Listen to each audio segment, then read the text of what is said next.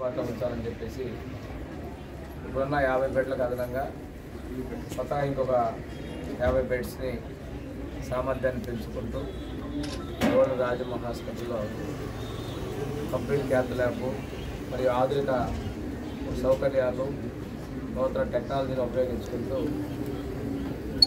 పేదల సేవ కోసం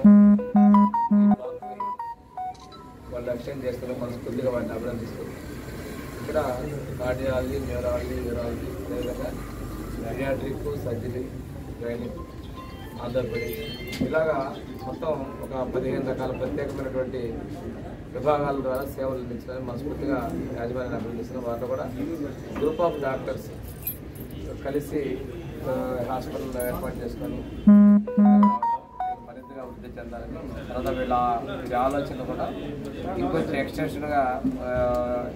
చేసుకొని మరింత ఎక్కువ మందికి సేవలు అందించాలనేది మరి ఆలోచన.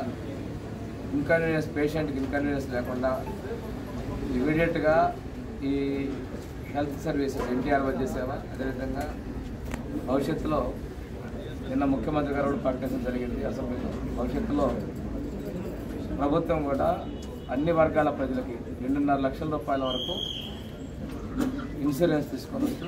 ఆ పైన వైద్యం అయ్యేటువంటి పేదలకి వైట్ కార్డ్ హోల్డర్స్ మాత్రం 25 లక్షల వరకు ఎన్టీఆర్ వైద్య సేవ ద్వారా కూడా సేవలు అందించాలనేటువంటి సంకల్పంతో త్వరలోనే ప్రారంభించుకుంటా ఉన్నాం ఈ సేవలు.